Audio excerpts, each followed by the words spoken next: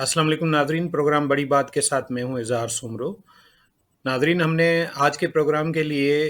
जिस मौजू का इंतखाब किया है वो है सिंध में तालीम। आजकल सिंध के महकमा तालीम के सेक्रेटरी अकबर लगारी के एक इंटरव्यू के हवाले से भी बाज़ गश्त है और ये एक मौजू बहस है। हमने सोचा कि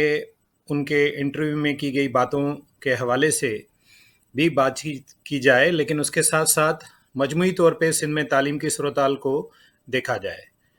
सिंध में तालीम के शोबे पर हुकूमत सिंध अपने बजट का लगभग 20% खर्च करती है, जिसमें एक बहुत बड़ा हिस्सा मुलाजमीन की तनख्वाहों पे खर्च हो जाता है।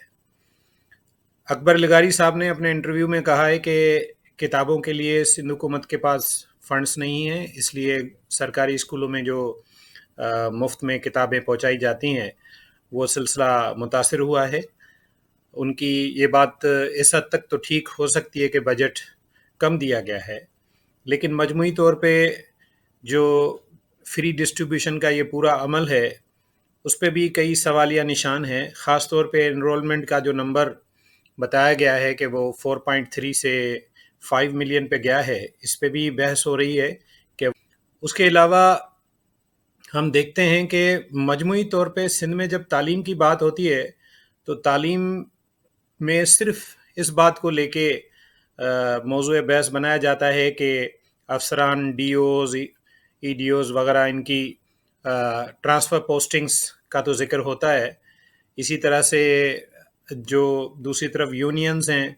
उनके भी जो मुतालबात होते हैं उनमें ज़्यादातर उनके मुतालबात होते हैं कि उनको प्रमोशंस दिए जाएं, उनको जो है ना अलाउंसेस दिए जाएं और उनके ग्रेड्स बढ़ाए जाएं। मजमूई तौर पे जो डिस्कोर्स है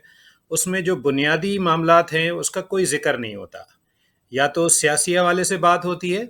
और इस हवाले से अकबर लगारी ने जो आधा सच कहा है उसका पूरा सच यही है कि इसमें कोई शक नहीं है कि सिंध में पीपल्स पार्टी की हुकूमत में महकमा तालीम की जो डीओज़ हैं ये सियासी बुनियादों पर ही मुकर्रर होते रहे हैं, और उसमें मजमूई तौर पे जो सेटअप बनाया गया उसमें हर डिस्ट्रिक्ट के अंदर किसी न किसी एक बासरा सियासी शख्सियत को पूरे डिस्ट्रिक्ट के तमाम मामलात हवाले किए गए, जिसमें महकमा तालीम भी शामिल है, और उन्हीं की मर्ज़ी से इन अफसरान की मुकर्ररियाँ हुई। अब आप समझ सकते हैं कि जब मुकर्ररियाँ उनकी मर्ज़ी से होंगी तो फिर फ़ैसले भी उनकी मर्ज़ी से होंगे। अकबर लगारी ने इसका थोड़ा सा जिक्र किया है, लेकिन हकीकत ये है कि अमली तौर पे तमाम महकमे सिंध के इस तरह से जो है ना डिस्ट्रीब्यूट किए गए हैं, ताकतवर लोगों के हवाले किए गए हैं। अपने अपने डिस्ट्रिक्ट्स में वो अपनी मर्ज़ी के मालिक हैं, कोई परिंदा पर नहीं मार सकता उनके डिस्ट्रिक्ट्स के अंदर। अगर वो ये मानते हैं कि 5 सालों में वो अमली तौर पे बेबस थे, तो फिर ये जो सिंध में रिफॉर्म्स की बात हो रही है, महकमा तालीम के अंदर रिफॉर्म्स की बात हो रही है, सिंध में सरकारी स्कूलों में तालीम के मयार को बेहतर करने की बात हो रही है, सहूलियात देने की बात हो रही है, इवन 60,000 नए असातिज़ा की मुकर्ररी अपॉइंटमेंट्स की बात हो रही है, तो फिर इन सब चीज़ों पे भी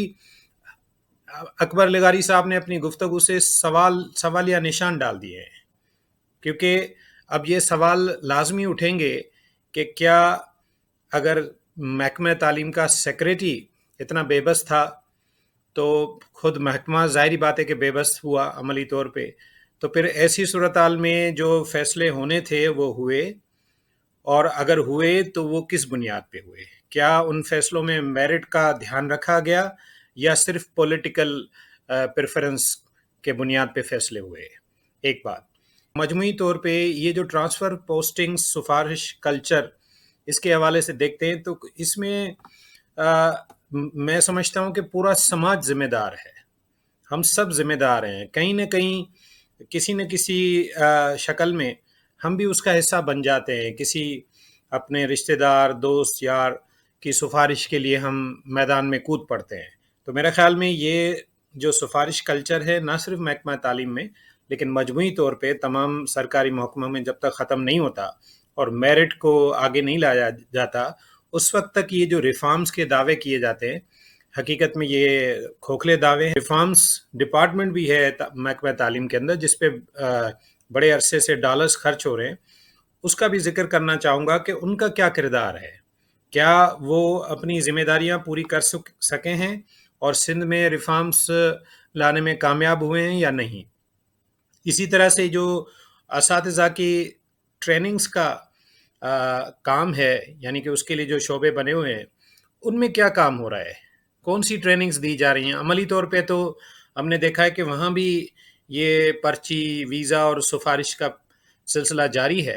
اور جس کی وجہ سے صحیح معنی میں نہ تو ٹریننگز دی جا سکی ہیں، نہ ہی اس کا فائدہ کلاس روم سچویشن میں ہو سکا ہے۔ بالکل اسی طرح سے اگر ہم سندھ ٹیکسٹ بک بورڈ کا ذکر کریں، جنہوں نے اس دفعہ جب پبلک پریشر آیا تو کچھ حقائق بھی سامنے لائے کہ ہمیں بجٹ کم ملا ہے، وہ بات ٹھیک ہوگی، لیکن صورتحال یہ ہے کہ پوری دنیا اس وقت ڈیجیٹل ورلڈ میں تبدیل ہو گئی ہے، لیکن آج بھی ہمارے یہ ادارے کسی بھی طرح سے اپنے ان کتابوں کو ڈیجیٹل کرنے کے لیے کوئی کوشش نہیں کر رہے۔ اصولی طور پہ ہونا یہ چاہیے کہ اب تو ان کتابوں کی موبائل ایپس بن جانی چاہیے، ایپلیکیشنز بن جانی چاہیے، جس سے میرے خیال میں یہ جو پرنٹ ایڈیشن کا پریشر ہے وہ بھی کم ہوگا، اور اس کے ساتھ ساتھ اگر ہم ماڈرن ٹیکنالوجی نہیں لائیں گے کلاس روم میں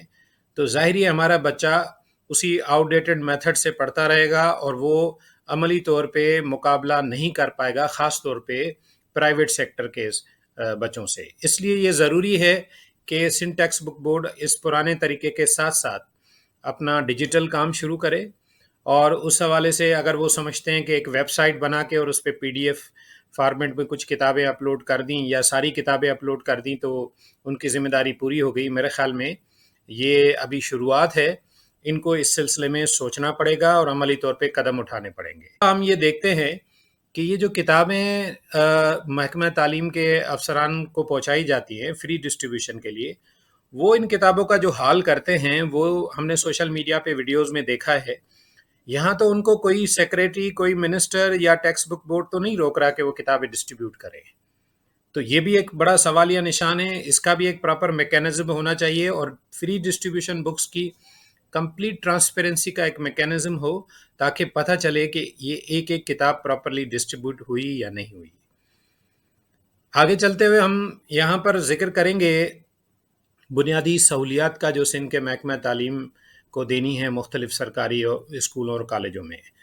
عملی طور پہ جب لغاری صاحب نے خود اعتراف کر دیا کہ سیلاب سے متاثر ہزاروں اسکولوں میں کی بحالی نہیں ہو سکی ہے، ظاہر ہے کہ نہ صرف ان اسکولوں کی بحالی نہیں ہوئی ہے، لاکھوں بچے جو ان اسکولوں میں پڑھتے تھے یا تو وہ درختوں کی چھاؤں میں پڑھ رہے ہیں یا وہ اپنے گھروں میں بیٹھے ہوئے ہیں، اور عملی طور پہ ان بچوں کی تعلیم 1-1.5 سال سے متاثر ہے۔ اب اس کی ذمہ داری اور کسی پہ کیسے ڈالیں جب خود محکمے کا سیکریٹری اعتراف کر رہا ہے کہ یہ ہماری غلطی ہے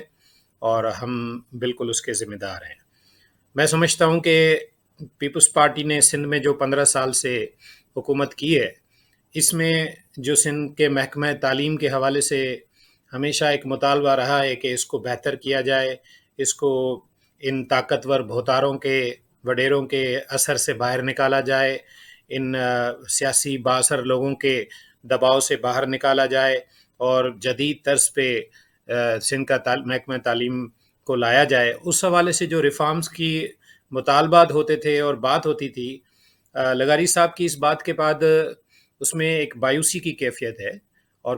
سردار شاہ نے تو کئی مرتبہ عملی طور پہ اس کا ذکر بھی کیا کہ محکمے میں کیا مسائل ہیں، کیا پریشرز ہیں، اور وہ کیا ریفارمز لانا چاہتے ہیں، لیکن مجموعی طور پہ پیر مظہر کے دور میں، نثار کھوڑو کے دور میں، جام مہتاب ڈہر کے دور میں اور سردار شاہ کے دور میں سندھ کے محکمہ تعلیم میں جو ریفارمز کی بات چل رہی تھی، جو ریفارمز کا سلسلہ چل رہا تھا، اس میں ہم دیکھتے ہیں کہ عملی طور پہ صورتحال بالکل اپوزٹ ہے۔ کئی معاملات ابھی تک نہ تو شروع نہ ہو سکے ہیں، اور اگر کہیں شروع ہوئے ہیں ریفارمز تو ان ریفارمز کی بھی صورتحال بہت مایوس کن ہے، کیونکہ بنیادی سہولیات کا ایک جو سب سے اہم نقطہ ہے، یعنی کہ اسکول کی بلڈنگز کی مرمت، پانی، بجلی، سولر، ڈیجیٹل فیسلٹی، فرنیچر، اس طرح کی جو لوازمات ہیں وہ ابھی تک بہت سارے اسکولوں کو نہیں ملے، حالانکہ بہت بڑا بجٹ اس کام کے لیے رکھا جاتا ہے۔